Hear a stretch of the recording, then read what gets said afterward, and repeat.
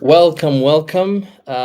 So excited to have you on this live. I'm going to wait a little bit for people to start joining, and then in the meantime, I'm going to be setting up everything so that I can share my screen and then um, get started. So it's always a great opportunity for me to to get to share my knowledge, to get to share what I know, what I've learned over the years in terms of business. So this is an initiative that I started because my community requested a lot of resources. So I was like, okay, now it's time to now start sharing resources. So today we are going to be talking about a very interesting topic that is very um, keen on my mind. So we'll be talking systems in general in business. So you don't need more ideas, you need actually a system. And here's why you're drowning in chaos. So these are the keys to overcoming chaos and unlocking growth in your business. That's the main we'll be discussing today. Now, this live stream is for you if you are a business owner feeling overwhelmed, confused, and exhausted, looking for clarity, strategy, and an execution plan to get unstuck. Now, I there's a favor that I want to ask you. So YouTube show us people who watches our videos, and it is now showing us that 77% of people who watch the videos on my channel have not yet subscribed. So I would like to ask you a favor to go ahead and subscribe to this channel and then share these videos to your friends who are entrepreneurs so that we can reach more people and make more impact. You might know a friend who is running a business who needs this kind of content, because nowadays YouTube is filled with, most of the time, like entertainment contents, lifestyle contents. So producing contents that are heavily into understanding the business and dissecting businesses and getting to understand, okay, how do I run my business properly? These kinds of content are no longer produced in mass, and I think we are doing a great job by creating this kind of content. So go ahead and subscribe, and let's dive into the content of today. So I'll start by this quote by Eric Evans. He's a technologist. He said, if you can't understand it, you can't change it. So before you change anything in your business, in the systems, in whatever you do, the first thing that you have to do is to understand whatever you want to change. And that's the main purpose of today's masterclass or live stream. So there's the biggest misconception that I've seen in most business owners. The mindset that they have is the oversimplification of starting and growing a business. So we think that, just because you have capital, you've identified a good opportunity, you can just start a business anyhow. But that is not entirely true, and that is not entirely right, because just because you have capital, it doesn't mean that you have a good business. Doesn't mean that you're working on the right problem, or you're solving the right problem. And because of that misconception, I've seen many people making mistakes, huge mistakes, and and don't even get the opportunity to correct them because they don't understand what went wrong. Now, the reason why you're stuck is because you're faced with complexities that you did not anticipate. You thought running a business, a very simple thing. A business is just, one thing that you're going to do, and then you inject capital, you get the products, you go ahead and run your business, and then it's over. Well, I beg to differ, because now you're faced with insane complexities that you have no idea of, how you're going to solve. And now you're looking for a way out. You're looking for ways you can, you feel like you're almost drowning. Now, what is a business? So a business is a harmony of different parts that comes together to service customers and generate profit. What does that mean? It means, before I explain what that exactly means, I also want to highlight that this means that this is the mental model that you should have, or you should have in your mind when you're running a business. You should get to understand that, okay, this system that I'm trying to do, or this business that I'm trying to run, to run, it's a harmony. It has to be a harmony of interconnected parts. So you have different parts, you're dealing with different parts, and you're looking for an opportunity to do what, to scale those parts, and then have a bigger structure. Now, the big emphasis here is on harmony and different parts, because it's very important. Without harmony, these parts are not going to function. Without harmony, these parts are not going to work together properly. So you need harmony in these different parts of a business. Now, building a business is like building a car. I think I mentioned this in our previous webinar, that most people make a mistake of thinking that, you can just, say, okay, if you say right now, if you have four wheels and a steering wheel and an engine, would you say that you have a car? No, you have an engine, okay, and wheels and car, and wheels and a steering wheel, but you don't have a car. You just have those four parts only. Now, this is very critical, because if you don't think that the mental model that every business owner has to install in their minds when they're running a business is to know that, okay, this is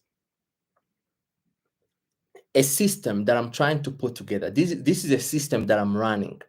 And once that system is well organized and in harmony, then I can start making money. So that's why a good entrepreneur is a systems thinker. And this webinar is going to give you an introduction to how you can become a systems thinker, and how to approach a business as a system, not just as, something that, it's not as simplified as we usually put it. It doesn't mean that businesses are complicated. It just means that businesses are complex. And when you perceive the complexity of a business, you start thinking as a systems thinker, and then later you can go ahead and do what, and start building systems. And the reason why this is very critical is because when you are a systems thinker, which I'm going to get to the next slide, but when you're a system thinker, you think in terms of interconnected parts. So you have a business, you have the entrepreneur, and you have speed, which is the momentum. So always think of the business. Don't confuse yourself with the business. The business is something you're working on. So it's something that is set apart. It is not you. You're the entrepreneur. You drive it. Now, if you don't have anything that you're driving, or whatever you're driving, if it does not have the proper parts, then that business is not going to give you the speed, because the speed is the money, the speed is the momentum, the speed brings velocity and growth. Now, when something goes wrong, when you're a system thinker, when something goes wrong, you don't look for oversimplified solutions like capital, or not enough capital, or maybe it's a wrong business idea. You rather go back to the micro level of functionality, fundamental building blocks of a business. We mentioned them in the previous slides. Value creation, marketing, sales, value delivery, finance.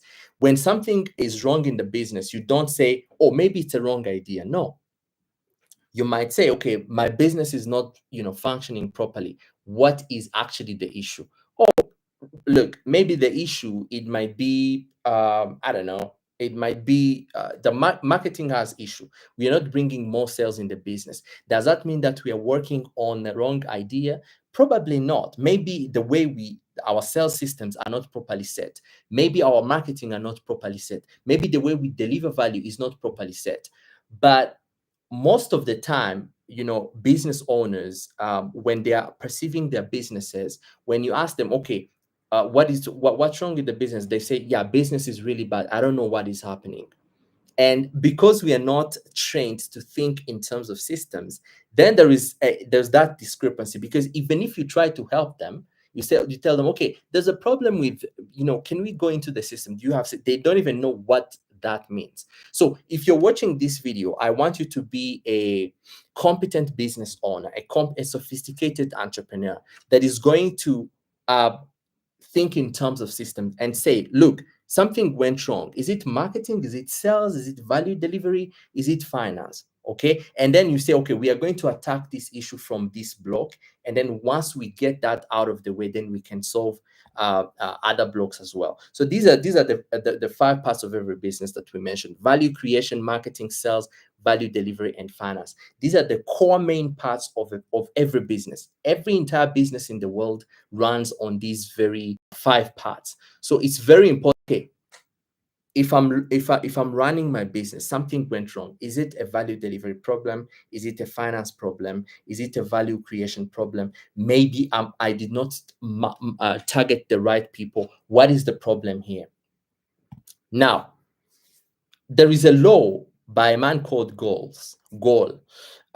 He said all complex systems that work evolved from simpler systems that worked. If you want to build a complex system that works, build a simpler system first and then improve it over time. Now, I'm going to go back to these parts of every business to understand, to just to explain what this law means. It means that when you're building a business, you don't build. Some people say, okay, look, we are going to deploy systems in our businesses when we get to, let's say, $100,000 every year, or 100 or $1 million every year. That's when we would start the building systems. But that is you're neglecting Gall's law, because Gall's law said for a system to be so systems are built from the ground up. So you start by building a system for something small, and then you take that very small thing and then you build a system for a bigger thing. But if you don't have a system at the micro level, I'll give you an example. Let's say there's a bank that's about to open branches, okay, in different parts of the country. For a bank to scale, they need to build, first of all, one branch. And then from that branch, they can duplicate it. There's something called force multiply and scale and multiplication. This is the magic of having systems. You cannot scale something that is not systemized. The reason why your business cannot scale is because at the micro level, at the smaller scale, at the individual level, things are not structured.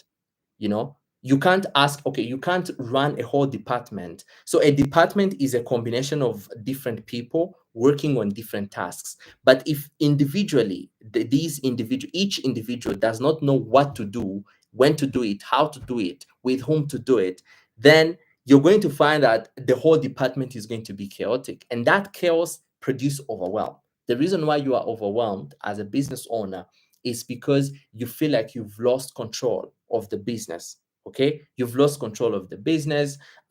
You feel like nothing is working. Okay, because at the micro level, things are not controlled. Things are not controlled at the micro level. No one knows what they're doing. Even yourself as a business owner, you don't know what you're doing. And because of that, you cannot build an entire complex system that is going to be able to scale. So the first thing that I want us to understand is, and this is the kinds of my style of teaching or coaching is more of understanding the fundamentals of things, because I know that if you can understand the fundamentals, if you can have the right mental models in your mind, you can go ahead and thrive. But without the right mental models, then you're going to struggle. Now, that's why I emphasize on these laws and rules, because they have to be part of that. They have to be part of your thinking systems when you're thinking and approaching approaching a business. All right. So now, the issue is, even though we build the systems have constraint. All systems have constraints and needs refactoring. Okay, so we're going to talk about constraints and refactoring. Now, what is refactoring? So refactoring is deconstructing a system and putting it back together to solve inefficiencies. I'll give you an example. Let's say right now you're running a business, but you're feeling overwhelmed because you're losing control of whatever business that you're running. So the first thing that we have to do before we even think of, okay, how can we improve efficiency in the business? How can we multiply the output of whatever you're doing? The first thing that we have to do is making sure that we dissect the system. We take everything that you're doing and then we take it apart. We say, okay, what is actually these people doing? What are they doing wrong? And how can we improve and remove the efficiency from there? Okay, because that's what refactoring gives us. Refactoring affords us the opportunity to get to understand every single piece of the system, the piece of the puzzle, and then we bring it back together with a proper improvement. So it starts by deconstructing a system, then looking for patterns. Improving output is not the goal of refactoring, it's making the system faster and more efficient. Now, in the process of refactoring, that's when we see the Pareto rule. So the Pareto rule is the 80-20 rule. So 80% of the problems that your business is facing comes from 20% of the behaviors of the inefficiencies in your system. That's a rule. So if we can fix the 20%, the 80% are going to, produce the result. They're going to get unstuck and be on track. And because of those 20% efforts that we've invested in the business, they're going to have a ripple effect of 80%. So 20%, so the 80-20 rule, the Pareto rule applies anywhere. In a company, 80% of the result is produced by 20% of people. Even in your personal life, 20% the productivity that you have in your life, or the success that you've had in your life, came from 20% of the activities that you did right. So the 80-20 rule applies to every single aspect of our lives, or doing business or professional life. So fixing a system is eliminating constraints. Okay, so you eliminate these constraints, and so the constraints are the bottlenecks. Okay, so when you've become a systems thinker, you understand that a business is a network of interconnected parts, a business together so that you can run. Now it's time to, from the past that we have now, it's time now to start eliminating the constraints, the challenges. All right. Now, the concept of constraints says that every system has constraints. So bottlenecks that prevents the seamlessness of operation of a system. A system performance is limited by the availability of critical input. Eliminate the constraint and performance will improve. So this is how businesses work. So you have a collection of interconnected parts. Let's say it's marketing. So when we are analyzing marketing, we are trying. So the first step is to take apart. We are going to see how to solve these constraints. But we started with refactoring, which is taking apart the systems. Now we're going to identify the constraints in the business. Now, next step is, how do you fix constraints in your business? How do you exactly do that? Number one, you have to identify the constraints. So finding the limiting factor. If your, let's say, if your automotive assembly line is constantly waiting on engine in order to proceed, engines are your constraints. Okay, that's an example. You can say, let's say, you're running a company. If, let's say, you're struggling with marketing, and the reason why you're not producing enough output, enough of content online, it could be because maybe the videos that you're putting out there is not properly produced, and it's being delayed because let's say your marketing team has not been able to access let's say Canva, or they have to rent the materials, the cameras, so that they produce content. Okay, so that's a limiting factor. So when you're fixing a constraint, a challenge in your business, so this is a step by step on how to solve a challenge in your business. So you identify, first of all, a path where the problem is coming from. Number two, now we step into constraints and understanding constraints. Now, how do you remove a problem in the business? This is literally how to solve a problem in your business. Step one, you identify it. Step two, you exploit it. So exploitation. So make sure the resources related to the constraints are not wasted. Direct all the efforts towards the constraint. In our example here, to exploit the constraint, ensure engine employees focus solely on engine production and do not get assigned to other tasks like building windshields. So in our end, we are talking about the marketing team.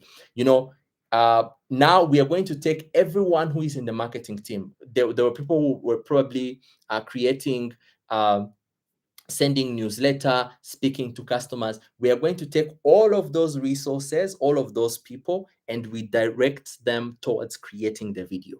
That's step two. So you've identified the problem and you're preventing now the leakages. So you're driving focus, okay, to the problem, to the bottleneck.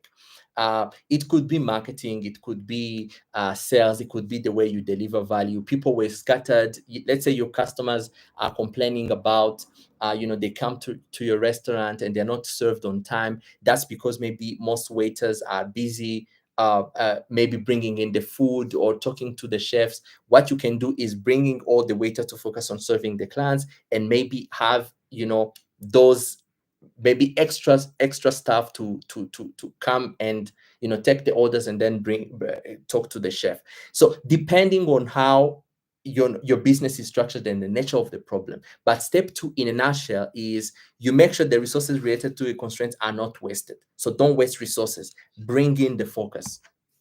Number three is subordination. So make structural change to support the constraint or to fix the constraint. Subordination will be rearranging the factory so everything need to build the engine is close at hand. Aha. Now, so we've identified the problem, we've brought the resources toward the problem. Now we are going to make structural change so that the constraint can be solved with ease. I'll give you, we were talking about the marketing. So there was a problem of releasing fewer videos. We've now bringing the team for the whole marketing team is now focusing on video production. Now we're going to make sure that they are seated in the same area or they are connected online so that once something is produced, they can easily push it forward to the social media team so that they can publish it. So it starts with the identification, the focus on the bringing the resources, and then making structural change. Step four, you elevate. So permanently increase the capacity of the system to eliminate the constraints.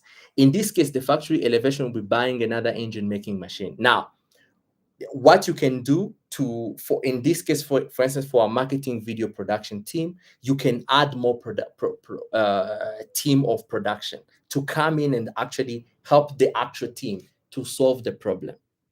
Okay, so like I said, you have to be a systems thinker. You have to think in terms of processes. And if you're watching this video and you'll be like, okay, really, like this feels like it's going over my head, that's very fine. Bring in someone who can do that, because uh, cars don't care if you don't know how to drive a car. You're not going to talk to the car and say, I don't know how to drive you, please can you do me a favor, and then I drive you without even knowing how to drive. No, it's just there. So it's up to you to get it to learn how to drive, or get a driver. That's fine. You can get a driver. There are drivers, they can help you. Okay, but don't just choose to just wing it or just ignore it. Okay, now step five is reevaluation. After making the change, reevaluate the system to see where the system where the next constraint is going to come from. Okay, so inertia is your enemy as a business owner. Don't assume engines will be always the constraint. Once you make a few changes, the limiting factor might become the windshield. This is so true. Okay, so you fix the video production. Now the next problem is going to be actually, running ads to push those videos that you've produced, to run ads to push those videos that you've produced to the actual viewers.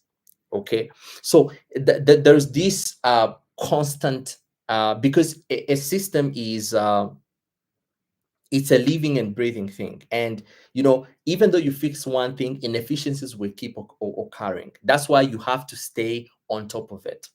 All right, so beware of intervention bias. What is intervention bias? Intervention bias makes us likely to introduce changes that aren't necessary in order to feel in control of a situation.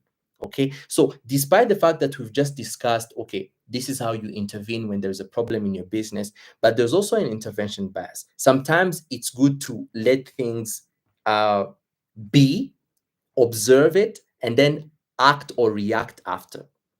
All right. Now, back to our picture that we discussed in the previous slides. So you have the business, you have the entrepreneur, and you have the speed. So remember, the purpose of the business is to produce speed. The purpose of the car is to produce the speed. There's something called, so as you can see here, you can see that, the entrepreneur contributes to the speed, the business contributes to the speed, the entrepreneur contributes to the business, and then the speed is the results of all. Now, in that collaboration of the three, there is something called feedback loop. And feedback loop is that constant consumption and recreation of activity that is happening in the whole structure of running a business. Okay, and then we are going to also see the throughput, which is the productivity of the system that you've built. Now, a feedback loop exists in a system when an output becomes the input in the next circle. As I was mentioning, there are two types of feedback loops. So the feedback loops can be a balancing one or a reinforcing one. A balancing loops reduces the outputs. A reinforcing loops amplifies it. So if you see here, let's say you're running a business and you're seeing that there is the, you know the output that you have, which is speed, has reduced. Okay, when the speed has reduced, then the entrepreneur gets demotivated, so which means there's a problem in the business, because the feedback loop is the feedback loop has flattened or is balancing. Now, when the feedback loop is reinforcing, it amplifies the output. So which means, you have a situation where whatever you're producing is being fed back into the system, and the business is growing. So this applies to, when you're running a business, you have to keep tracking your numbers and making sure that, okay, how, in terms of throughput, at which rate is the system achieving its desired goal? So the higher the number of units, the lower the time, the higher the throughput. There's something called, dollar throughput, unit throughput, satisfaction throughput. Okay, how quickly your business creates profit, how much it takes to create an additional sale, how much time it takes to create a happy customer. So these throughputs are very important, and that's why they're on the speed side, and you have to keep tracking them. Okay, let's say, you're building a business, and one day it takes you a week to land a new customer, and another time it takes you an hour to land a customer. So you have to know, okay, why is my system fluctuating, and why is it that why are the inefficiencies very high? So the goal is to create it's like a ballpark, a benchmark, that it doesn't go high or below. So something that is sustainable. That's the purpose of having these systems. So making sure that, okay, look, we have a system. Now we know that, okay, on average, to satisfy our customer, it takes 5 months. To satisfy our customer, it takes 6 months. And then from there, you can go ahead and say, okay, look, we are now going to optimize our operations. We are going to make sure that, okay, next time, this is what we are going to select. This is what we are going to improve on the business. Now, there are 7 core traits of a system. Okay, number one is, when you're building a business, there's something called autocatalysis. The autocatalysis means that the output that you release in the business is going to become the input. So which means that whatever the output you've had, let's say you've had profit, you've made money in the business, that money has to come back and be invested back in the system. The environment, if you're building a business, the environment is very important. Make sure that you're building a business in the environment that is conducive to the business that you're building, because you can have an amazing business, but then if you're going to have trouble growing or building that business. The next one is selection test. Perpetuity. Is your business going to be around when you're not there? Because you don't want to build a business and find yourself in a situation where after 2 years, after 3 years, you've left the business, and then there's no continuity of the business. Entropy. disorder. So every system that is not maintained is going to fall into disorder. That's why businesses fall into chaos, because that's how systems are. That's why even in nature, when you leave nature the way it is, it became so that grass starts growing, there's a bush already. Okay, then there is change. Systems they undergo constant changes, and you have to be ready to deal with those changes, adjust the changes, sometimes create those changes. Okay, number six is interdependence. So the system, you can't say, okay, I have a business, and marketing is, or it's marketing that is not, it's only marketing that is going to work, but sales is not going to work. It's only finance that is going to work, but my marketing is not going to work. No, there is always interdependence. Okay, the parts of it, of a system, marketing depends on finance, finance depends on sales, sales depends on value delivery depends on finance, and so forth and so forth. And another one, the seventh one, is second order effects. So just know that when you create a change in the system, it creates ripple effect. You're trying to adjust marketing, and this is what usually causes chaos in business. You try to fix one thing, and then it creates a ripple effect in the business. This brings us to the concept of if you're making, of stress testing whatever you're trying to implement in the business, because you want to test the system and then implement it or deploy it when it's ready, because there's that second order effect, and it's going to fall into disorder if you don't implement it properly. Now, there are threats as well that you have to be aware of. Progressive load. You can keep implementing changes in your business, but if you don't time it properly, it's going to be a load on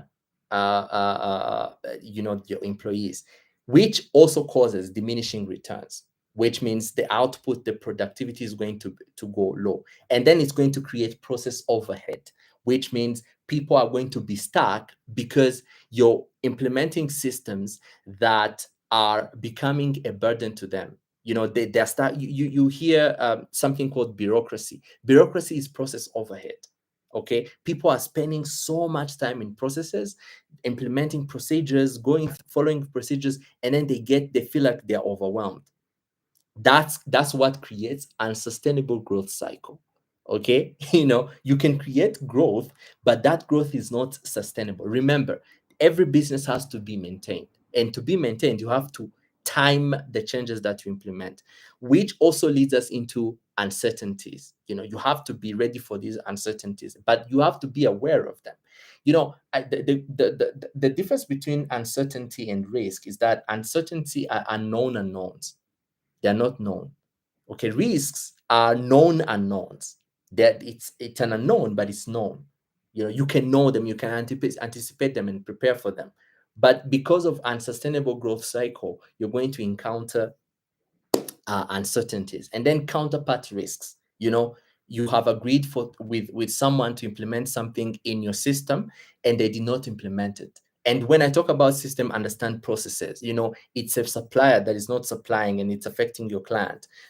It's a customer service agent that is not doing their job, and it's affecting the revenue of the business. It's someone in finance who is not properly or processing the invoices on time, and it's delaying the supplies, it's delaying the clientele, it's delaying revenue. Okay, and now you have intervention bias. So because of all those issues, the threats, you're going to find yourself in a situation where you want to intervene when even the intervention is not needed. So these are the threats that you have it sounds like, okay, things are going to to hell, because it sounds like it's overwhelmed, and this is why you're overwhelmed. And then you end up with what? Systems frictions. So you're overwhelmed because of all of these threats that has attacked your business, and you don't know how to solve them. But there's a recommendation that I have for you. Get SOPs for your business. Get systems of procedures. What are systems of procedures? It's an operational manual that shows you who does what, where, when, how, when, and with whom. This is a document that is going to show your employees exactly what to do and when to do it, why to do it. Okay? Because most business owners, they have a hard time. They have a very hard time producing results in their in their businesses, and they feel overwhelmed because they don't have structures in their businesses. And I just explained why a business should have structure. Okay. Number one, why you need SOPs: consistency and quality control. So SOPs ensure that tasks are performed the same way every time, reducing errors and maintaining quality. So it's impossible to have consistency and quality control without anything to control. Come on, it's not possible. Okay. So whatever you're producing, I understand you might be watching this and say, hey, look, this is a small team. It's okay. Get to know what everyone is doing on Monday, on Tuesday, on Wednesday, on, up to Friday. Training and onboarding. How are you going to bring a new team member if you don't know exactly what they're supposed to do, if you don't have exactly the task listed and telling them this is what you're going to do? Number three, efficiency and productivity. So SOP streamline processes, saving time and reducing confusion about how to complete tasks, because you cannot measure success if there is nothing to measure. Accountability and performance tracking. Clear procedure make it easier to measure performance and hold team members accountable. And then last but not least, business continuity. In the absence of someone, of a personnel, you can go ahead and keep running your business even though someone is absent. So that's why you need SOPs. And you also need SOPs to avoid these threats, the threats that attack systems, attack businesses. And once you have something like this, you can actually, this is also very critical when it comes to legacy businesses, because you're not going to hand over your business. Because when you say, okay, I have a business, I'm going to hand it over to my kids or to my sister, or I'm going to remove myself from, lots of you who watches these videos, you want to build a business, and at some point you want to remove yourself from the business and go ahead and build uh, uh, uh, uh, your own business. Okay. Or no, go ahead and retire or build another business. But that cannot happen if there is no business continuity. And the only way you build business continuity is through these SOPs that you need. You need them in place so that you can take them and hand them over to your successor. So the SOPs goes in 5 areas: value creation, marketing, sales, value delivery, and finance. Knowing exactly what happens in this department, how do we measure success, who do we help, how do we help them, how do we support them. I want to end this masterclass on a thought of having an experimental mindset. Okay, this is very crucial because systems are, it's a trial and error. They, first of all, they differ depending on the business, the industry, your level of expertise, your level of understanding of the business, the nature of your industry. So having an experimental mindset is going to allow you to be able to try different things and not tire. Okay. Try until you find something that works. And even though you've tried, you've established something, you have to keep coming back to it and say, okay, is it functioning properly? Is it, keep stress testing so that you can end up, with something that, someone else can run because you have the SOPs in place. So thank you very much for attending and being part of this webinar. So we have a private community on WhatsApp. Make sure that you scan and join. We have a newsletter that I share. It's where I share mainly practical knowledge and insights for business owners to be able to know exactly what to do in your business, strategies, clarity, in order to become a competent business owner. And then if you want to book a consultation, make sure that you scan and then book a consultation with me. And until next time, I'll be happy to, receive the questions. I'm on LinkedIn as well. You can go ahead and follow me on LinkedIn, send me a DM, and join the communities, and make sure that we keep the interaction and the conversation going. So thank you much for attending, and I'll see you in the next one.